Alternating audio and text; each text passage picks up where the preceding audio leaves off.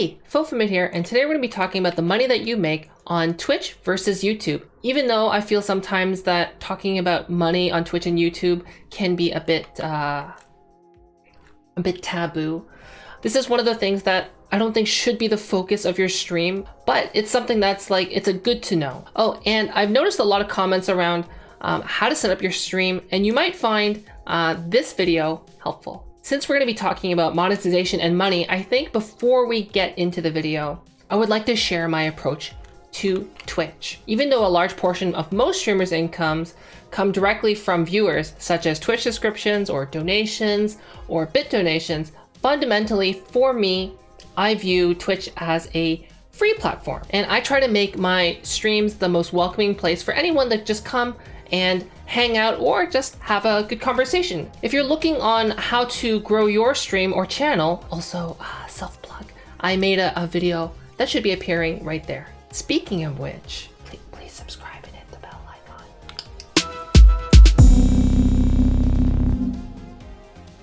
Hey, do you need a VPN? I personally recommend private internet access. I've been using it for years, and I mainly use it to get around country restrictions, like watching anime on Crunchyroll. Please use the link in the video description to help secure your internet browsing or make it appear like you're from any country in the world. And clicking that link really helps support this channel. Before we dive into it, we're going to be talking about the first month of being affiliate versus the first month of being partner on YouTube. I think it'd be very important to mention that only about 9.6% are people coming from external sources such as Twitter, Discord, and other things like that. Most of the visitors to my YouTube channel actually came through searches, browsing, or they're like looking for things like VTuber. Even though Twitch and YouTube are very different platforms, the way it works on Twitch is that in order to actually start earning any kind of revenue, you need to become a Twitch affiliate, which means that you need to meet certain requirements, which you're going to see appear on the screen. And similarly on YouTube, in order to start earning revenue, you need to become a YouTube partner, which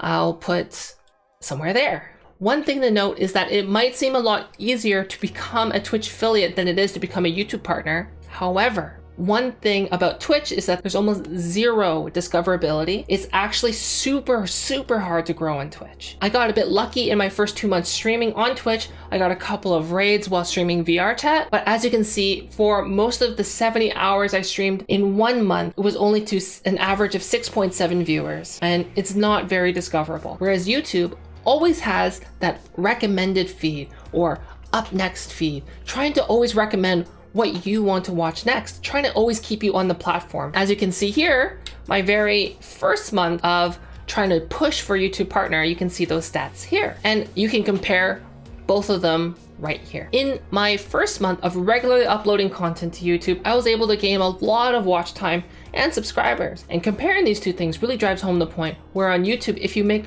good content, people will come, since the YouTube algorithm basically just does a lot of the heavy lifting for you. Whereas on Twitch, there's not really anything like that at all. You could be the most entertaining person in the world and you could be streaming to 0 people on Twitch just because it's nearly impossible to discover new streamers. So some of you might be thinking, why not just stream on YouTube? And one simple answer is the Twitch community. Despite Twitch not handling the current DMCA situation, and if you want to know more about DMCA, how it can affect your avatar, I have a video on it that should be appearing right there. Twitch has a super great community that has been built up over a number of years. People on Twitch just seem to be a lot more approachable. When you join someone's stream, it really feels like you get to talk to that person. And that's not something that you can find very often. There's just something special going on with the Twitch community over there. Okay, here we are, the moment you've been waiting for. Here is my first month being partnered on YouTube, and here is my first month being affiliate on Twitch. What can be drawn from this? I think a lot of people like to compare Twitch and YouTube and try to decide what platform they're going to call home. And I think the answer is not really as cut and dry as you might think. To be honest, for those of you who are out there who are on Twitch and you're thinking of how can I grow my channel, honestly, the best way to do that is to diversify. Since earlier we were talking about how there's basically zero discoverability on Twitch. And so the easy, quick solution is to diversify by making yourself active on something short form, such as TikTok or Twitter, and something long form like YouTube. And I think a lot of people on Twitch have this notion that the longer I stream, the better my numbers will get. Well, I think there's a point of diminishing return. Looking at my Twitch statistics, you can see that in my first month of being affiliate, I streamed almost 70 hours. Whereas my first month as partner on YouTube, I know it's not very comparable, but we can compare it back to my first month of actually pushing for YouTube partner and uploading videos regularly. You can still see even there, the numbers are very similar. But the difference between YouTube and Twitch is that once your Twitch stream is finished, it's gone.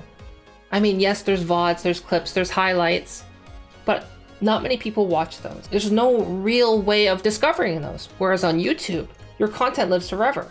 So right now, when you look at the November time of when I first became partnered, a lot of those views are people discover my older videos, like some of the ones that I posted in August. So yes, it's not very fair comparing these two first months of like monetization on Twitch and YouTube. I think it's a good insight into the advantages of making a YouTube channel, not only to grow your Twitch channel, also to have a much better use of your time. Looking at my Twitch first month of being a Twitch affiliate, you can see that sometimes I stream for 12 hours, but instead I probably should have only streamed like maybe 4 hours or so. And then what I should have done, like looking back on this as a retrospect, it was what I should have done is if I ended my stream after 4 hours, I should have used that extra time to work on my YouTube channel, because that would have not have only grown my YouTube channel, but it would have also have grown my Twitch channel. Hopefully you found this video somewhat helpful or informative. And if you want to check out more VTubing specific stuff, you can check out some of the videos that might appear here. And you can always join me and drop in for a conversation on Twitch. Okay, bye-bye.